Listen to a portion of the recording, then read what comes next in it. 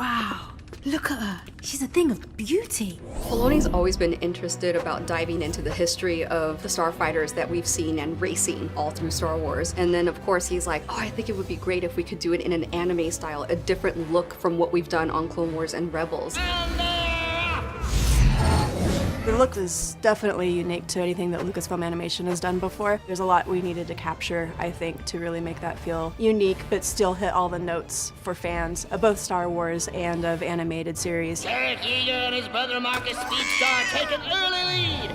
Neck and neck at the front of the pack. I think the ships reflect the pilots' personalities. I love the Fireball just because, you know, it's the Fireball and Team Fireball trying to get this ship going in the air. I think it's pretty neat, kind of aspirational. I think that the ships are one of the most exciting aspects of the show.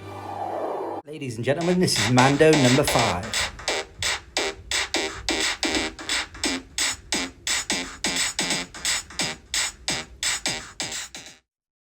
Hello ladies and gentlemen, welcome back to my channel, Mando number 5, and I'm Keith Guppy.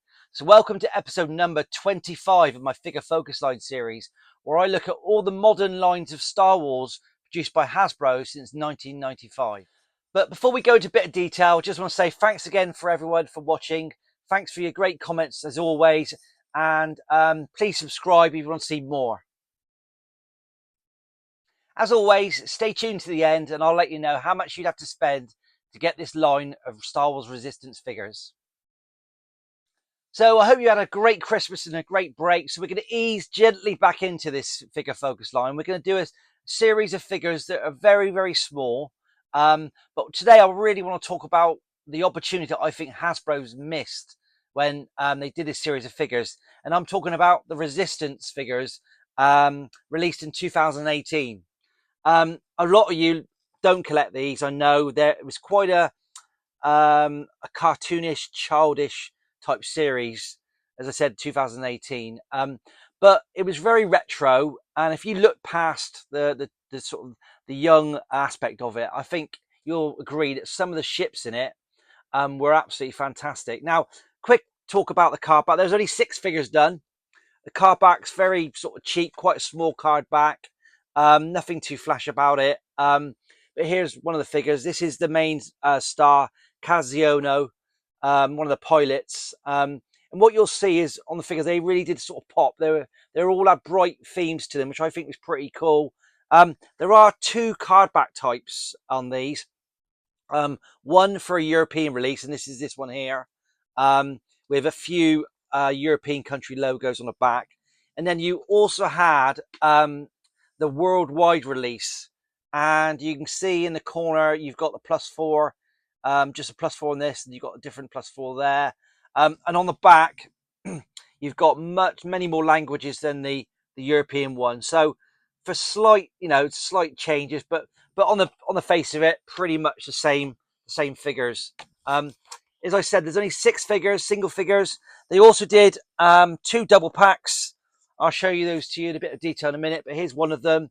So slightly wider card to just accommodate 2 packs. Here you got Poe Dameron and the BB-8 droid. And obviously they're all a kind of an animated style, as you can see. Resistance logo down there. And on the back just shows the other double pack you can get, which we'll talk about shortly. But overall, a very small line, not worth an awful lot. But as I said, I want to talk about the opportunities that Hasbro's missed. So, ladies and gentlemen, let's have a little look at this small line. They're not worth a great deal. They're only worth sort of £5 to £10 each, but I think they're cool. And if anyone's out there starting to collect Star Wars, or their children are, I think this is a great line to introduce them to the world of Hasbro 3 3/4 inch figures, because they really are bright and they pop. There aren't any ships, but you can interact with other ships. You know, maybe you can get the E-Wing. That's this kind of a retro vehicle that would look nice with this line. But yeah, here's the first one. I'll do it kind of in my preference order. Probably lowest one is the one I've already showed you, is Kaz, the main star of the show. Kaz flew the, wait for it, the Fireball. The Fireball, that's what this character flew. And I'll put some pictures of the vehicles up, but the Fireball was like a gold vehicle, ship. And you'll see how cool these are. These are really, really nice. and a couple are really, really, really nice. But yeah, so I've gone for the variants. Like I said, there was a European release and a worldwide release. Some of these I've got, they're graded. Now these are graded by a company called I don't know actually. It's not it's figuregrading.com. I've not actually used them. I just bought them like this, and they're not, the cases aren't great. They're like a normal case, just been used for grading. They're not a sealed case or anything. They've got the like bottom opening bits, but they're pretty cool. At least they look nice on when they're displayed. So that's the first one. Next, they brought out, they had to do it, First Order Stormtroopers. Great for army building, like an animated style of these, so you can get loads of those if you want. And then a really cool figure, Sinara San. And then just what I love is the colours on these figures. They're really, really cool. Let's just see if we can get some focus there, yeah. But like really, really cool, like a Bushk sort of helmet there, a throwback to Princess Leia, but really cool. And I love the way these colours, that's bright pink figure, really unusual and different. So that's that one. Then we've got Tora Doza, another one of the pilots. Really cool figure, with bright blues, a helmet there, but again I really think they're cool. A bit like sort of bit of Battle of the Planets type sort of figures and sort of pop like that, but cool. It's got an interchangeable head, so head with a helmet on or not, which is pretty cool. Love that. And again, like I said, these were about tenner. And then we're getting probably to my two favourite figures, and this was really cool. This is Major Von Rig, who flew the red TIE Fighter and red TIE Interceptor, sorry, and that's brilliant. Really cool. He meets his demise at the end of the series. But what a great figure. A real throwback to like the World War One biplane Red Baron type figures, but really cool. I mean, I think, you know, that and throws you back to the Action Force stuff as well, the bright red figure like that.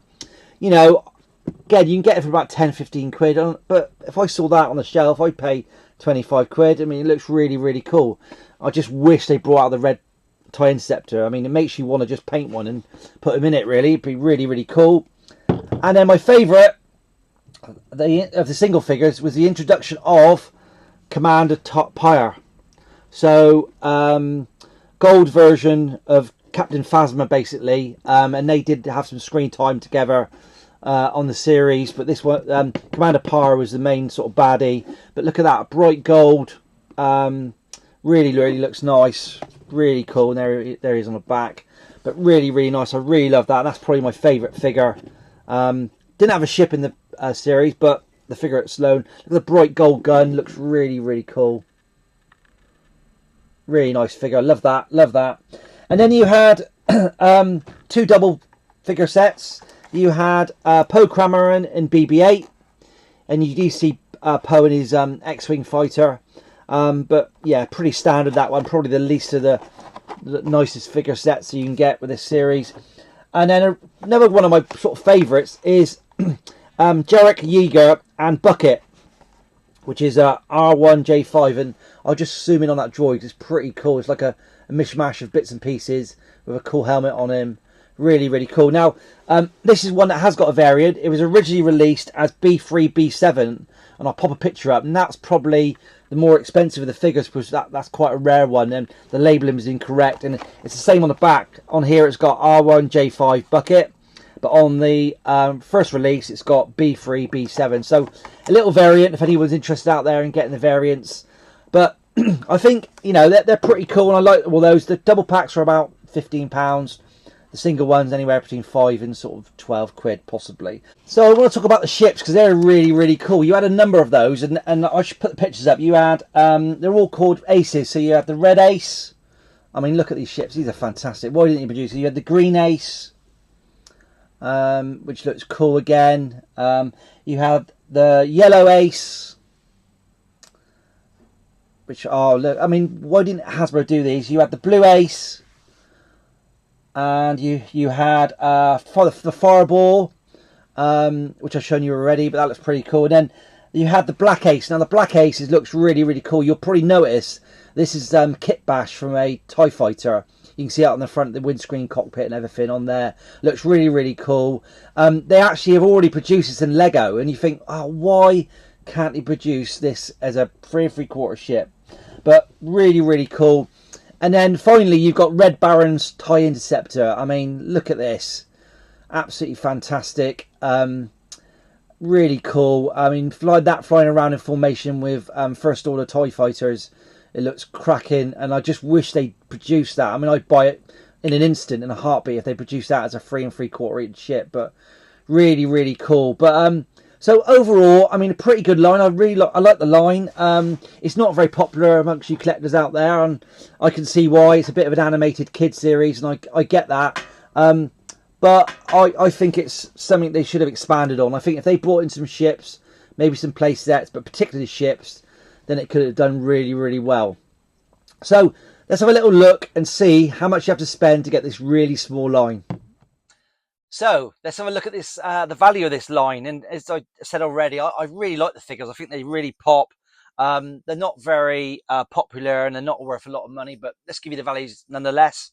So there were 6 single figures, as I said, and eBay prices vary quite a bit. You can pick them up for anything between £4 and sort of £15, but the average about sort of £7. So there's 6 of these.